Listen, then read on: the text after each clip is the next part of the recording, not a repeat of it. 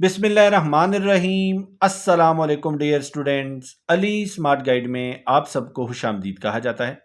Dear students, हमारे पास class 9th की physics के सेकंड चैप्टर किनेमैट्रिक्स का न्यूमेरिकल नंबर 4 है, जिसकी स्टेटमेंट है a tennis ball is hit vertically upwards with a velocity of 30 metre per second.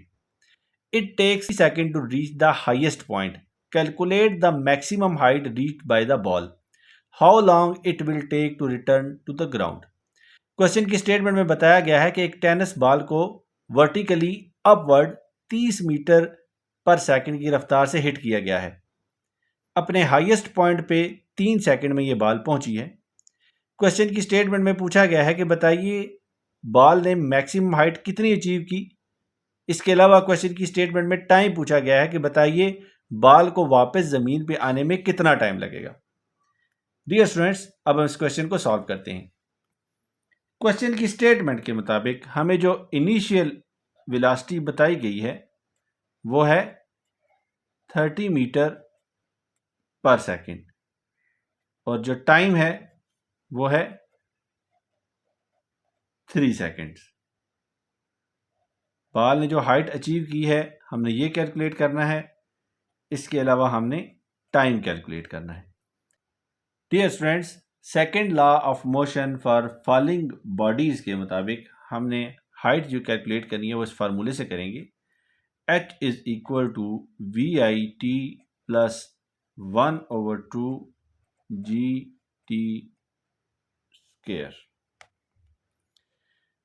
Dear students, initial velocity है 30, time है 3 second plus 1/2 into जी की वैल्यू लिखेंगे -10, क्योंकि जो टेनिस बॉल है उसको अपवर्ड ऊपर की जानिब हिट किया गया है, तो इसलिए जो बॉडी ऊपर की जानिब मूव कर रही हो तो उसमें जो जी कांस्टेंट की वैल्यू होती है वो -10 मीटर पर सेकंड स्क्वायर इस्तेमाल होती है।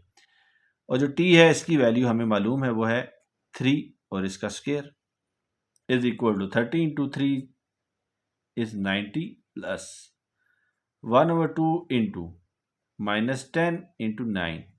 इसको थोड़ा सिंप्लीफाई करते हैं। 2 वन ज़ा 2 एंड 2 -5 और -10, तो हमें वैल्यू हासिल होगी 90 प्लस -5 इंटू 9 और -45। अब डियर स्टूडेंट, जब प्लस और नेगेटिव आपस में मल्टीप्लाई होते हैं तो हमें नेगेटिव हासिल होता है, तो हम लिखेंगे 90 minus 45 is equal to 45 metre. Height हमने कैलकुलेट कर ली है कि बॉल ने मैक्सिमम हाइट जो अचीव करनी है वो है 45 मीटर्स। अब डियर स्टूडेंट, टाइम हम कैलकुलेट करते हैं। अगर बॉल को 3 सेकंड लगे हैं ऊपर जाने में तो उसको 3 सेकंड ही लगेंगे वापस ज़मीन पे आने में। तो डियर स्टूडेंट्स, टाइम जो बॉल को लगेगा अपनी मैक्सिमम हाइट अचीव करने के बाद ज़मीन पे वापस आने में वो टाइम होगा 6 सेकंड्स। अब हम नेक्स्ट क्वेश्चन की जानिब मूव करते हैं। Dear students, next question number 5 है हमारे पास, जिसकी स्टेटमेंट है a car moves with uniform velocity of 40 metre per second for 5 seconds. It comes to rest in the next 10 second with uniform deceleration. Find deceleration, total distance travelled by the car. Question की statement में बताया गया है कि एक car uniform velocity 40 metre per second की रफ्तार से 5 सेकंड तक चली। उसके बाद ये रेस्ट पे आ गई अगले 10 सेकंड में यूनिफॉर्म डिसेलरेशन के साथ। और क्वेश्चन की स्टेटमेंट में हमें डिसेलरेशन कैलकुलेट करने का कहा गया है और टोटल डिस्टेंस जो कार ने ट्रेवल किया है वो कैलकुलेट करने का कहा गया है। Dear student, deceleration negative acceleration को कहते हैं। अब हम इस क्वेश्चन को सॉल्व करते हैं। डियर स्टूडेंट्स, क्वेश्चन की स्टेटमेंट के मुताबिक हमें जो डाटा हासिल है वो है initial velocity is equal to 40 metre per second और गाड़ी 40 मीटर पर सेकेंड की यूनिफॉर्म वेलोसिटी से 5 सेकेंड तक चलती रही। उसके बाद गाड़ी में 10 सेकेंड तक यूनिफॉर्म डिसेलरेशन आया रहा। अब डिसेलरेशन जो होता है वो नेगेटिव एक्सेलरेशन होता है। अब हमें उसकी वैल्यू नहीं पता, लेकिन इस डिसेलरेशन की ड्यूरेशन हमें पता है वो है 10 सेकेंड। तो कन्फ्यूजन से बचने के लिए इसको हम T1 कह देते हैं, इसको हम T2 कह देते हैं। उसके बाद डियर स्टूडेंट्स जब ब्रेक्स अप्लाई हुई तो गाड़ी कहीं ना कहीं तो रुकी होगी, तो इसका मतलब ये है कि जो इसकी फाइनल वेलोसिटी थी वो थी 0। तो डियर स्टूडेंट जब गाड़ी इनिशियल वेलोसिटी से सफ़र कर रही थी 40 मीटर पर सेकंड और 5 सेकंड तक वो चलती रही, तो उस वक्त जो उसने डिस्टेंस कवर किया था हमने पहले कैलकुलेट करना है वो। तो डियर स्टूडेंट्स हमें पता है कि वेलोसिटी का फार्मूला होता है distance is divided by time. अब यहाँ से हम डिस्टेंस कैलकुलेट करेंगे, ये होगा s is equal to v is multiplied by t। अब डियर स्टूडेंट यहाँ से हम s कैलकुलेट कर लेंगे, इसको हम s1 का नाम देते हैं। ये कैलकुलेट होगा, वेलोसिटी इनिशियल जो थी वो थी 40 इज मल्टीप्लाइड बाय 5, तो ये होगा 200 मीटर। अब डियर स्टूडेंट्स हमने कैलकुलेट करना है डिसेलरेशन, तो इसका फार्मूला होगा vf minus v i is divided by time. अब फाइनल वेलोसिटी हमें पता है वो थी 0, इनिशियल वेलोसिटी हमें पता है वो थी 40 is divided bye deceleration 10 second तक रहा तो 10, तो ये हमें हासिल होगा -4। अब डियर स्टूडेंट्स हमें डिसेलरेशन हासिल हो गया है।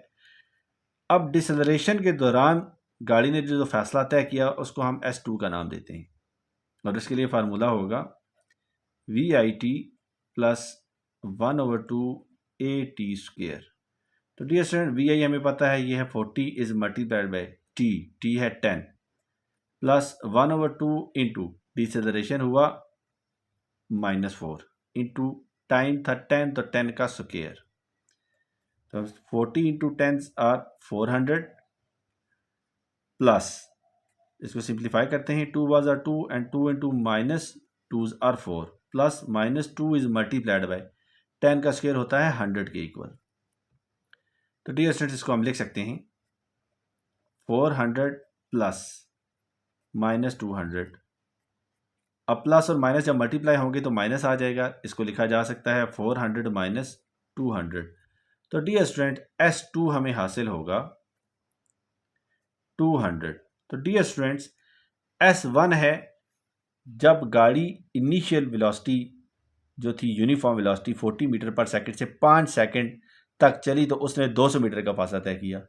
उसके बाद गाड़ी में जब डिसेलरेशन पैदा हुआ तो डिसेलरेशन पैदा होने के बाद रुकते रुकते गाड़ी ने 200 मीटर का फासला और तय कर लिया। तो जो टोटल डिस्टेंस होगा वो होगा S1 प्लस S2 200 प्लस 200। तो डियर स्टूडेंट्स गाड़ी ने जो टोटल फासला तय किया है वो है 400 मीटर। दुआ में याद रखिएगा। अल्लाह हाफिज़। अस्सलामु अलैकुम।